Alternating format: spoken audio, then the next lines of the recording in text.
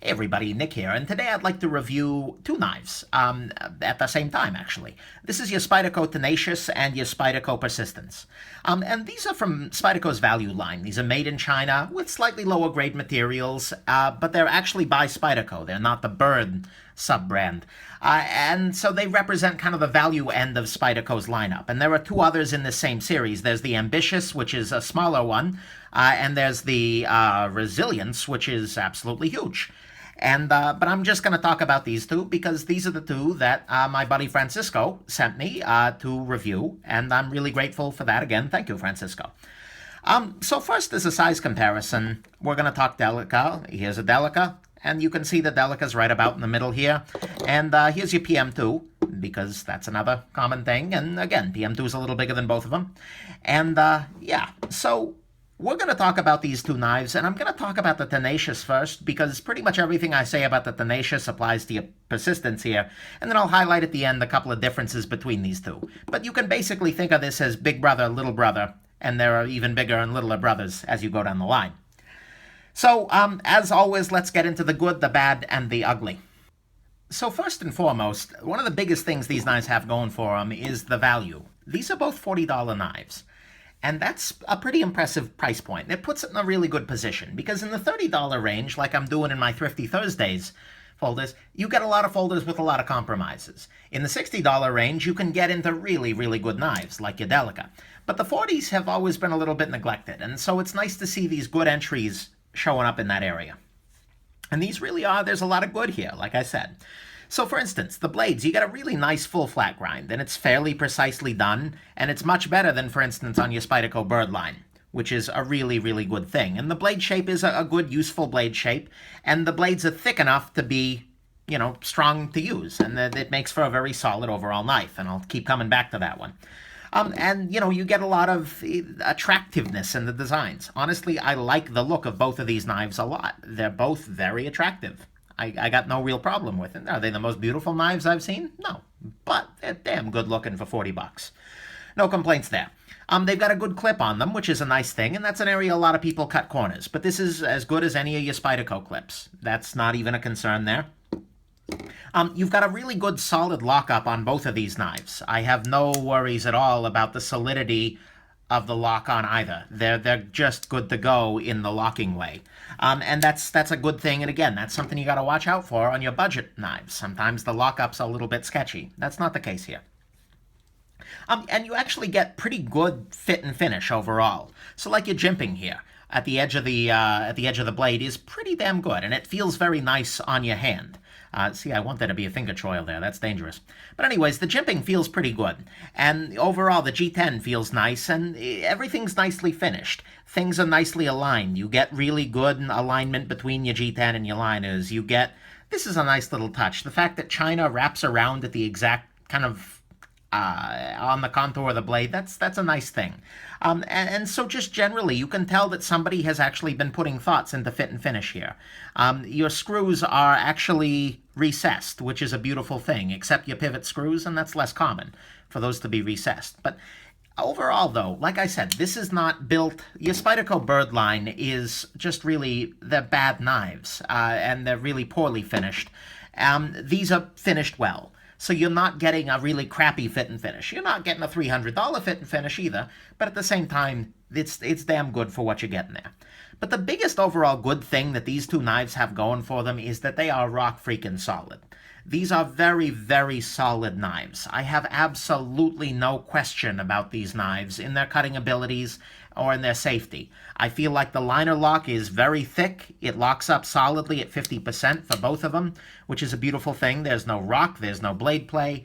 They're smooth enough for what you're doing. They're not really smooth. Well, they're okay in the smoothness sense, but you know, they're pretty damn solid, and that's just what these two folders do really well, is it's a good, cheap, solid knife that you can give to somebody and they can beat on it, and you're not going to have any trouble at all. And that's a beautiful, beautiful thing. So those are the good things. It's a great value with a good blade shape, with solid lockup, and just overall solidity, combined with enough fit and finish to make you forget that you're looking at a $40 knife. Really impressed in that way. In the grand scheme of things, maybe a little less, but for 40 bucks, hot damn, they're doing well. So there's your good. Let's go into your bad. So there are some bad things that are really bad, and I got some nitpicks, as always. The really bad things are the ergonomics. Not that these are terrible. I've had knives that are a whole lot worse, but they're just not that very good compared to a lot of your other Spydercos. They're fine. They're not going to pop free in your hand, but they're just not really comfortable at all. Not a huge fan of that at all. And so, that's one of the prices you pay when you go to this line. You get okay ergos here. And on the smaller one, your Persistence, they're just bad. At least for my hands, not a fan of that. So you lose some ergos. The steel is 8CR13 MOV, which is either barely acceptable or barely unacceptable. It's not a great steel, but for $40, I can't really call it ugly. But that's something you got to keep in mind. These are not going to hold an edge incredibly well in the long term. You're going to be sharpening these guys a lot if you buy it. That's just life. Whatever. And then I got some nitpicks. Actually, and this isn't really a nitpick.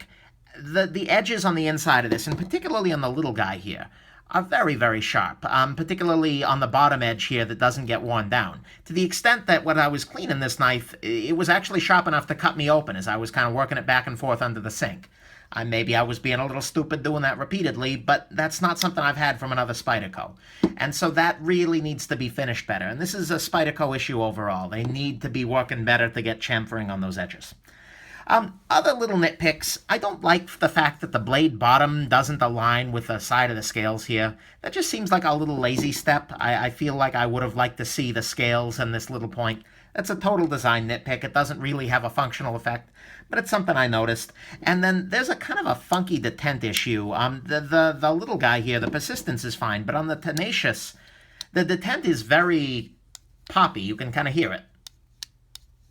And, you look and you see the ball, but it just doesn't feel like it's an unsatisfying detent. It works just fine, but it feels a little wonky. Maybe this particular one's got an issue. I don't know. But either way. So those are the bad things, but they're not that bad. The ergonomics are okay on your Tenacious and poor on your Ambitious. The steel is okay on both of them, and they got a little, they do have some issues in terms of fit and finish. So that's your bad. Let's talk ugly. So your ugly here are two big things, and they're both dimension issues. Size-wise, these are very large knives for the amount of blade that you get, and not just large in terms of length in overall size like that, but they're large in thickness, and that's the biggest thing that bothered me carrying these knives, is the thickness of them. Compare the thickness on your Tenacious to the thickness on, say, your Spyderco Delica here. The Delica is a good deal thinner and feels a lot thinner, which is a beautiful thing. Similarly, on the Persistence is just really thick in the hand, and you just get the impression overall that they're solid, but they're also a lot thicker than they really need to be. Particularly compared to other knives in this size range, which are a lot smaller. So that's a big thing, is these are just really thick knives, and, they're not built for compactness. And, that's a design choice, and that may be a part of why they feel as solid as they do, but that's something you got to keep in mind. The other big deal on these is weight, because you've got these big, thick steel liners on both of these knives, and that means that these knives are a lot heavier, both in terms of just perception than something like your Delica, where it's entirely plastic. And even, I think the Tenacious is a little heavier than your Sleesh Bowie, which is a full metal titanium frame lock. Titanium's a lighter metal, but still. So the size and weight are really where you're paying that price of $40.